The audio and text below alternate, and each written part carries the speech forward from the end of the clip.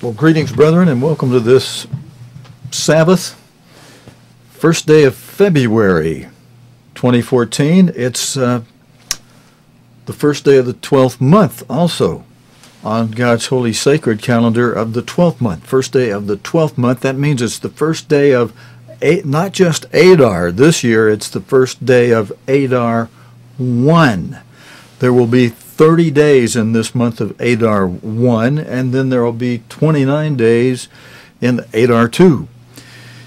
And as we count down to Passover, that's coming up on the evening of April 13, and all day April 14 is Passover. But we do an annual foot washing ceremony or service just after sundown on the 14th of the first month, which is April 13 this year. April 13 at sundown. You know, it gets confusing just a little bit because the Roman calendar, when it has a date, it starts the date at midnight and then changes the date at midnight.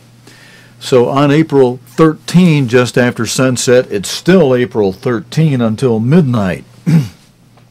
But just after sunset, on God's holy sacred calendar, it becomes the 14th day of the first month. And I know that can be a little bit confusing to some, but let me see if I can pull this over. I've got the sacred calendar on here side by side. There's part of it. April, side by side, the Gregorian calendar. And get it in the right position. That's about as high up as I'm going to be able to get that on that side, I think. What happened? Oh, no, I could slide this. Let me get this in place for you, friends, because I want to show you on the, so you get it up about there. I think that'll work. On the Hebrew calendar, God's sacred calendar, here we go. I've got it all nice and colored for you. You can see this if you go to our homepage, cogtv.org, and punch up calendar, the calendar tab. That'll open up this page that has the Hebrew calendar and the Gregorian calendar side by side.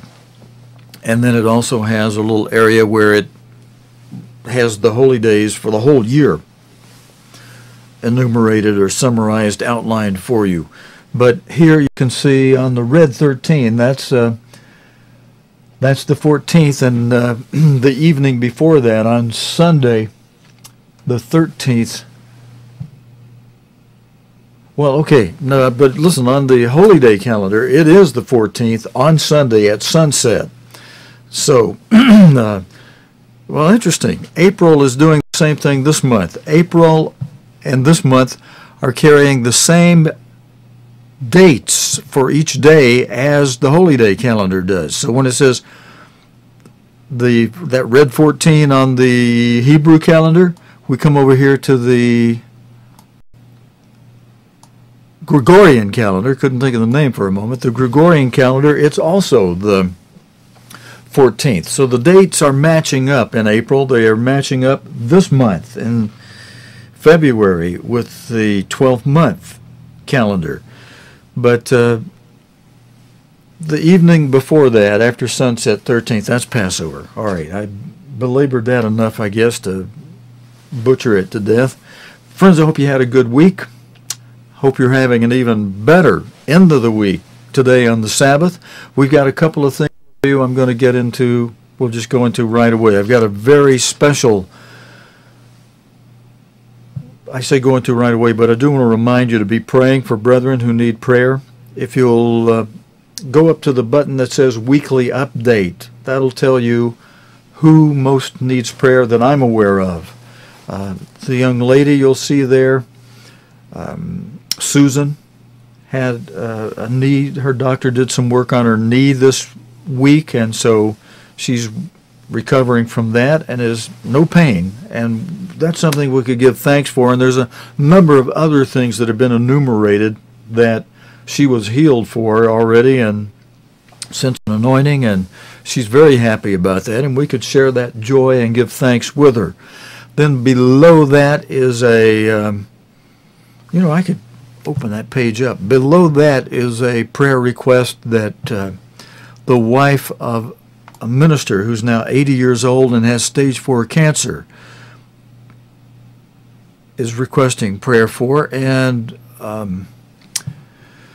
I have a telephone interview with her that I played last week. You can either see it from the archive, or you can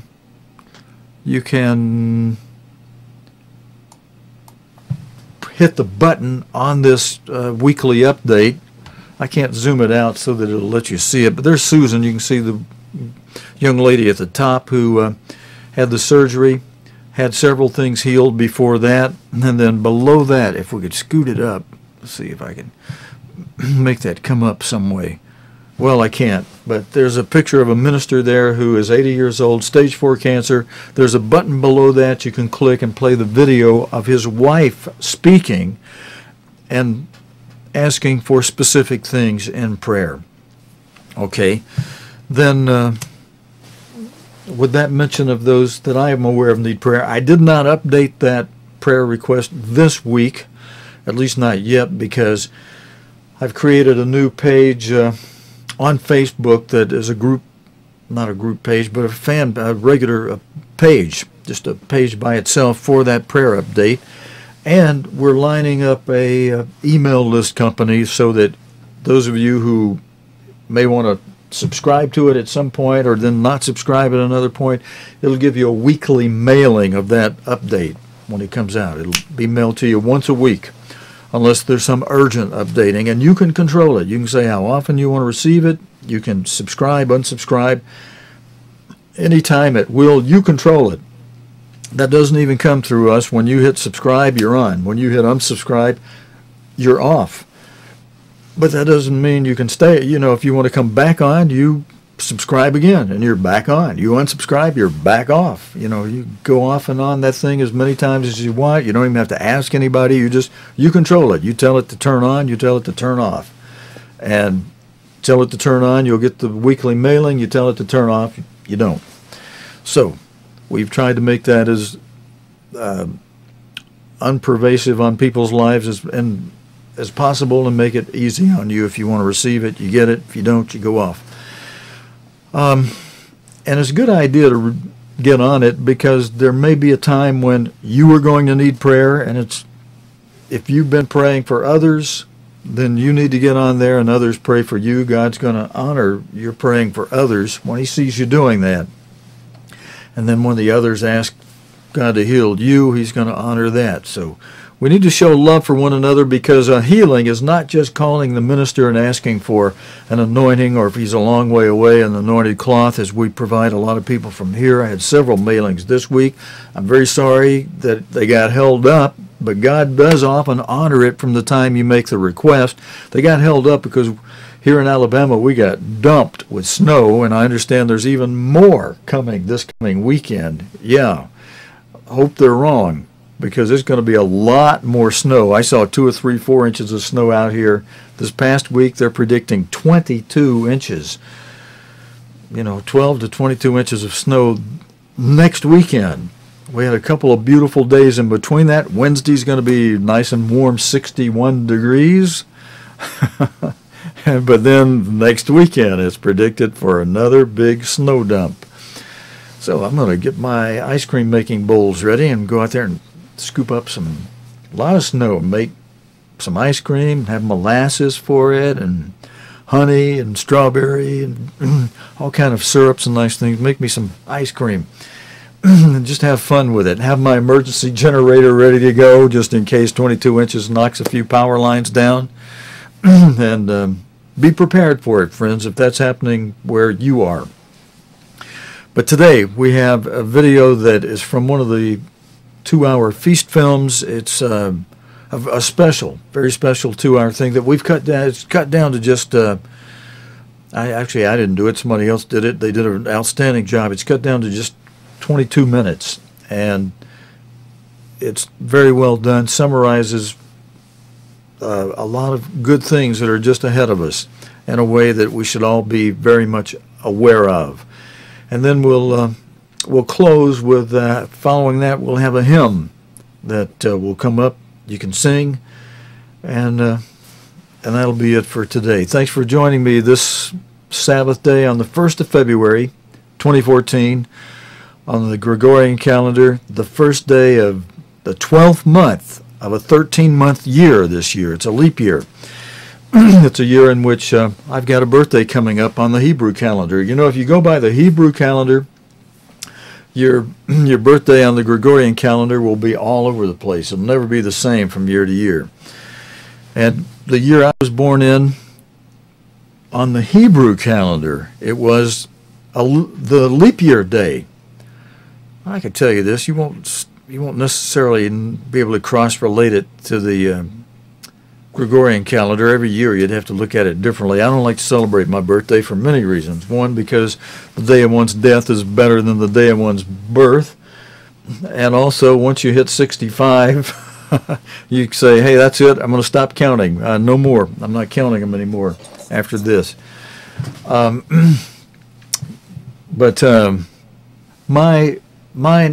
birthday is I was born on the 30th day of Adar 1. Now, there's only a 30th day in Adar when there's a leap year. Otherwise, if it's a regular year, there's just 29 days in Adar, the 12th month of the year. So I figured it up, friends. Based on that, I'm not really 65, going on 66 and next month. I'm only 24 years old. If you count birthdays on the day they actually come up on the Hebrew calendar, there's only been an Adar 30 24 times since I was born. So in 1948. So that makes me 24 years old. I got you beat, Dan. Once Dan got to be 39, he started going backwards. But no, wait a minute. Not 39. Once he got, I don't know. Anyway, friends, we've got an outstanding video for you. It'll feature Mr. Armstrong in it, and also Art Gilmore narrating a lot of it. Very well done. And again, following that, we'll have a hymn wishing you a happy Sabbath. And then be sure and tune in with us during the week, Sunday night through Thursday night, for Nightcast. If you can catch us live, it's 5:30 p.m. on the West Coast Pacific Time, 6:30 Mountain, 7:30 Central, 8:30 Eastern Time, half past midnight if you're over in the UK, 3:30 a.m. in the morning if you're in Israel. It's 2:30 in the afternoon in Hawaii, or 4:30 p.m.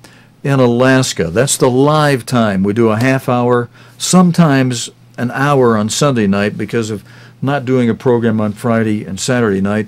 We do a program of the current day's news in video from the BBC. We have a license from them to play their current day's video for you, and we pick out the ones that relate to the Bible and prophecy. And if it's not real apparent, we explain why. And sometimes give other commentary. But we whip off those videos that relate to the Bible and prophecy, and there's a lot of things spinning right now, friends. It's coming together. But our next program for that is Sunday night at the times I mentioned. If you're not able to view it live, we do put them in the archive on our own website. If you go up there to the page that says, what does that say up there? It says Archive Video. You find that tab. You can find listings of the dates of the video. You can find it both on our page, and we often list the YouTube link where you can find them on YouTube. Now we're archiving them on YouTube going back longer than we keep them in our own archive. On our pages, that is. We do keep the archive page. We're starting to put the YouTube listings on our archive page. Okay, so I hope you'll join us for that. Join us again next Sabbath, and stay tuned for this. This, I think, will be very, very meaningful to you. And let me make sure I have all the right buttons ready to go. And we do. And here's Mr. Herbert Armstrong. And then following that, we'll have a hymn. And I hope this is very edifying and profitable for you. Pay good attention to this, my friends. Over 4,000 years ago, God made a promise to the faithful patriarch Abraham. Because Abraham had obeyed him, God would raise up from him a chosen people who would become a model nation. If they would be faithful and obey God, He would bless them above all the nations of the earth. God kept His promise.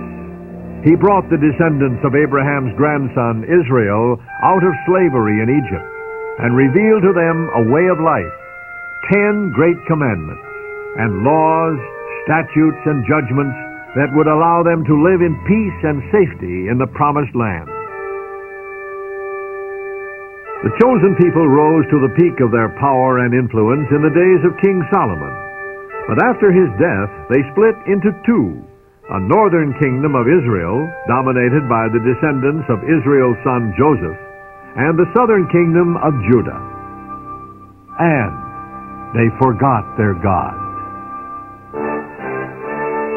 The northern kingdom continued for 2.5 centuries, sinking ever further into idolatry, until in the 8th century B.C., God allowed His people to be conquered and taken into captivity by the armies of the Assyrian Empire.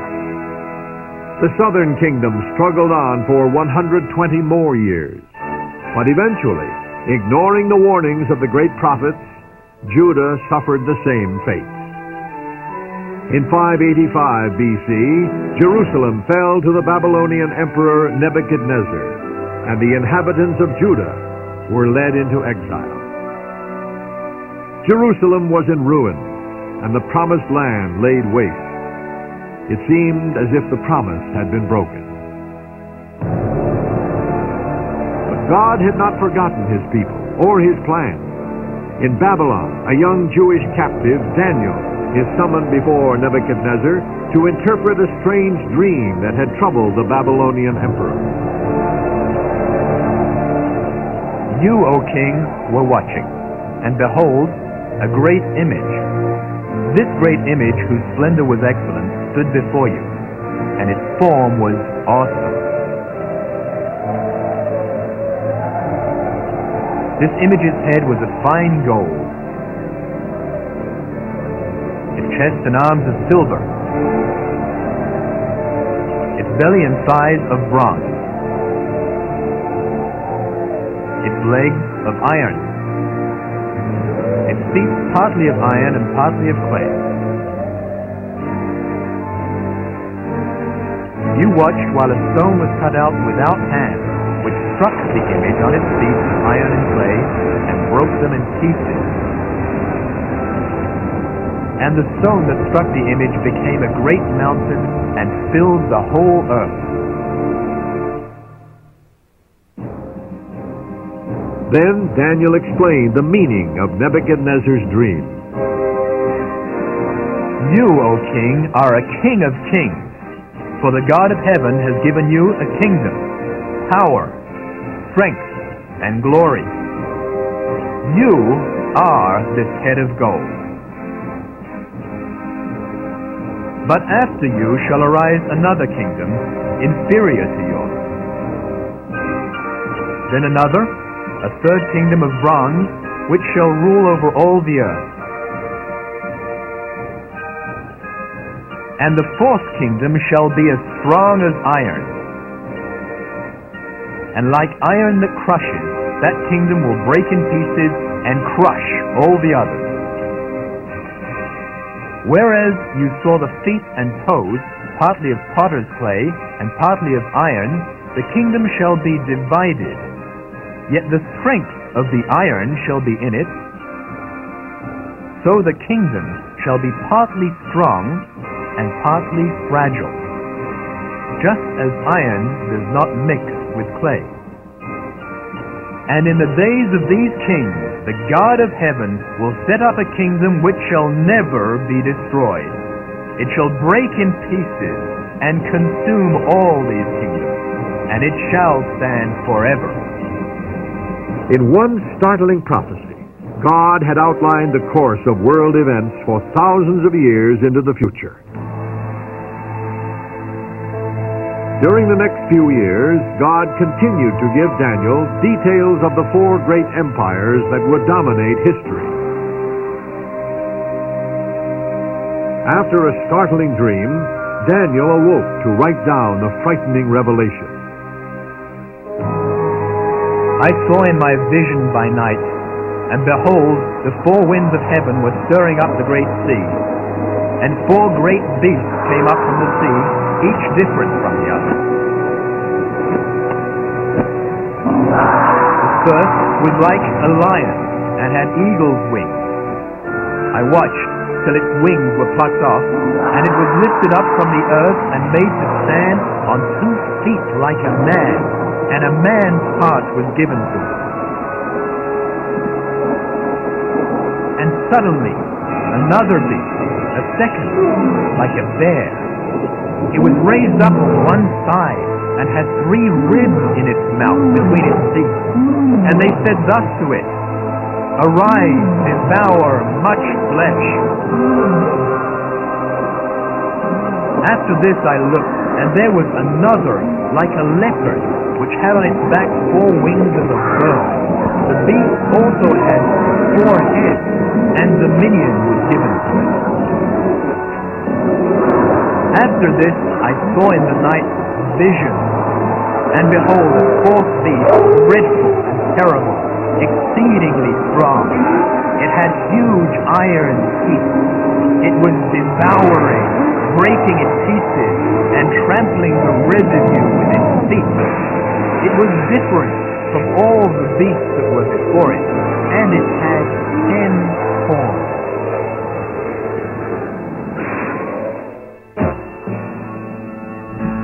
Daniel laid a foundation, but he was not given full understanding.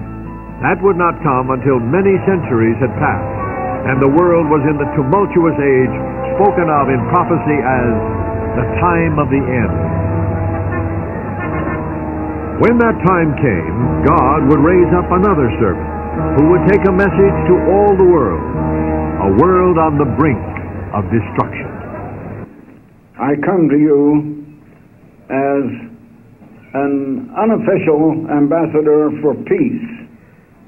Armies do not bring peace to a country. We have not learned the way to peace.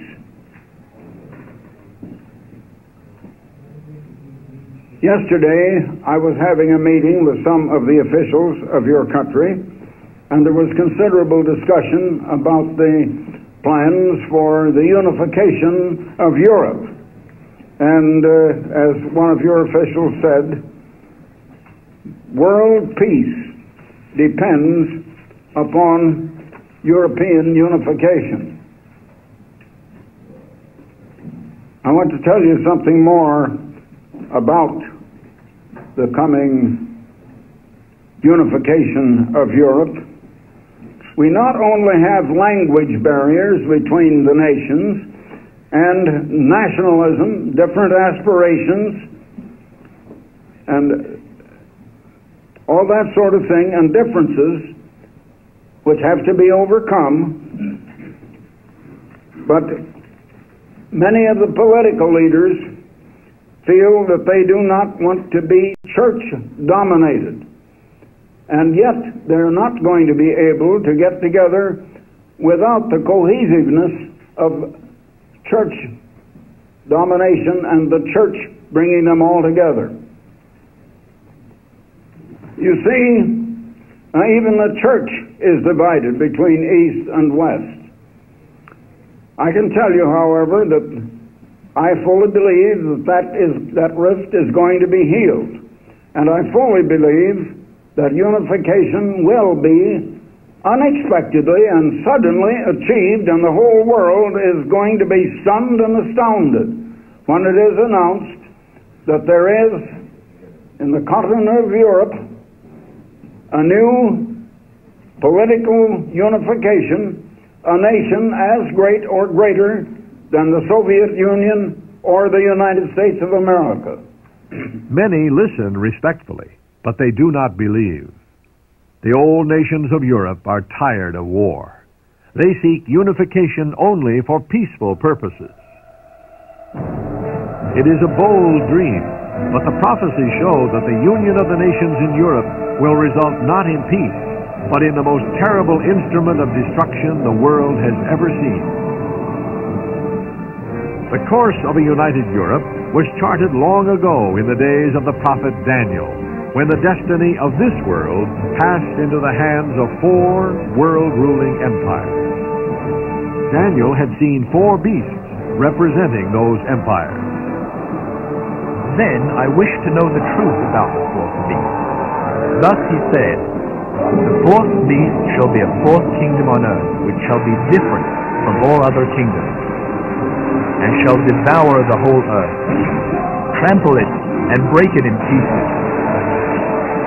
The 10 horns are 10 kings who shall arise from this kingdom." And so God revealed that the 4th beast represented the 4th empire, which would continue in one form or another to the time of the end. Babylon fell to the Persian Empire in the 6th century BC. The Persians ruled the world for 2 centuries, until 333 BC, when the armies of Alexander destroyed Persia's power. This 3rd empire, like unto a leopard, endured for nearly 3 more centuries before falling to the might of the Romans. And so, in 31 BC, the 4th beast was born as an empire, a power that would influence the affairs of the world until the second coming of Jesus Christ rescues mankind from its clutches. It was in the heyday of the first stage of the Roman Empire that Jesus Christ revealed the final details of its role in world history.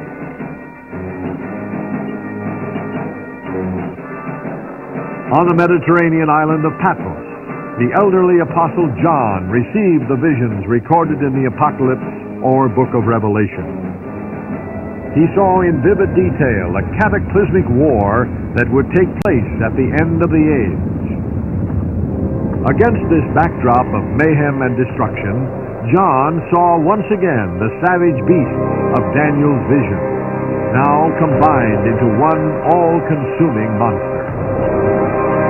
Then I stood on the sand of the sea, and I saw a beast rising up out of the sea, having 7 heads and 10 horns, and on his horns 10 crowns, and on his heads a blasphemous name. Now the beast which I saw was like a leopard. His feet were like the feet of a bear, and his mouth like the mouth of a lion. And the dragon gave him his power, his throne, and great authority. And all the world marveled and followed the beast. So they worshiped the dragon who gave authority to the beast. And they worshiped the beast, saying, "Who is like the beast? And who is able to make war with him?" Here then is a beast of fearsome proportion, the majesty of Babylon, the relentless force of Persia, the speed of the 4-headed leopard of Greece, all combined to produce the formidable military might of the Romans. The 10 horns represent 10 governments to be formed from this beast, for it would arise again and again, casting its terrible shadow across nearly 1,600 years of history. The old Roman Empire fell in AD 476. 3 kingdoms supplanted it: the Vandals, the Heruli, and the Ostrogoths. Then the Emperor Justinian restored the power of Imperial Rome in AD 554, as symbolized by the 4th horn of the beast. In AD 800, Charlemagne was crowned by the Pope on Christmas Day as the successor to the throne of Rome. In 962, the 6th horn became known as the Holy Roman Empire of the German nation, when Pope John XII crowned Otto the Great. Then, in 1530, the Habsburg dynasty reached the apex of its power when the Pope crowned Charles V as the Holy Roman Emperor. This dynastic seventh horn lasted until it was overthrown by Napoleon, who, seizing the crown from the hands of the Pope, crowned himself emperor. Napoleon's short reign ended in 1814, a date recognized in history as the end of a government that lasted 1,260 years from the restoration of the Roman Empire in the West by Justinian. But the beast was not dead. By 1870, Garibaldi's efforts led to a united Italy, thus beginning a chain of events that resulted in the formation of the ninth government to arise out of the Roman Empire. In 1923, the fascists under Mussolini had already come to power in Rome. Meanwhile, an attempt by the Nazi Party to take over the German government was thwarted. But 10 years later, Hitler did rise to power, and his Third Reich was soon to lunge out at Europe and hold it captive for 5 nightmare years.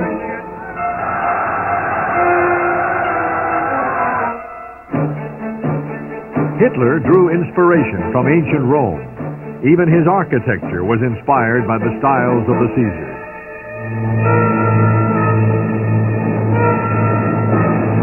Before this ninth fearsome horn of the Roman Empire had been crushed in the ruins of fascism and the Third Reich, much of Europe had been reduced to rubble.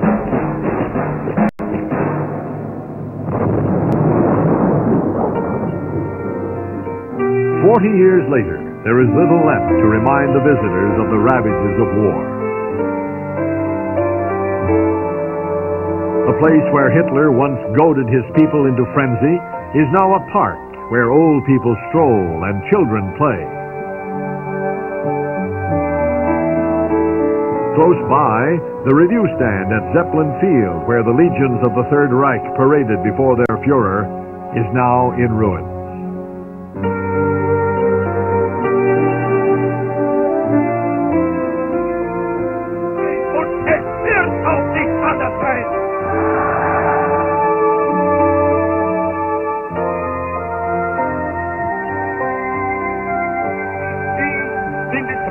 Hände gebe, diesen Land gibt.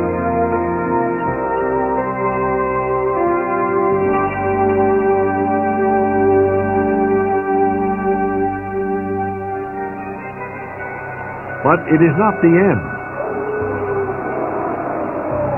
The terrible beast must appear once more for a final rampage of destruction. The prophecies show that 10 nations, or group of nations in Europe, will join their economic, military, and political forces. It will be a fragile union, iron mixed with miry clay. But old rivalries and quarrels will be suspended for a time. Held together by a common need and a common faith, these nations will become a third superpower. It may at first seem to be a peaceful union, but the Bible reveals the true nature that lies beneath the surface.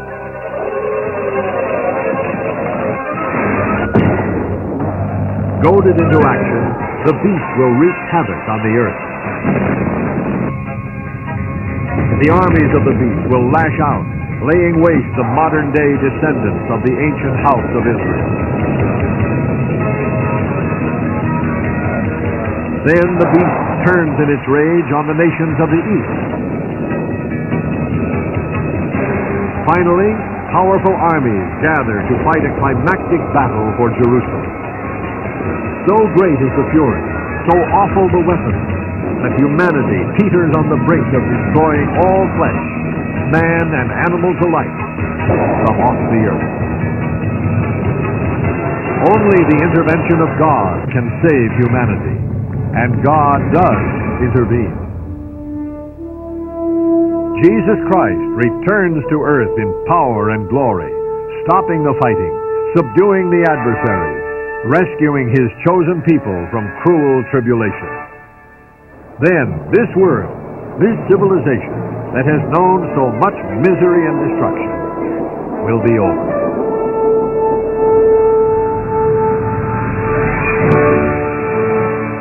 Jesus Christ will establish His kingdom on the earth, which will lead the world into 1,000 years of peace.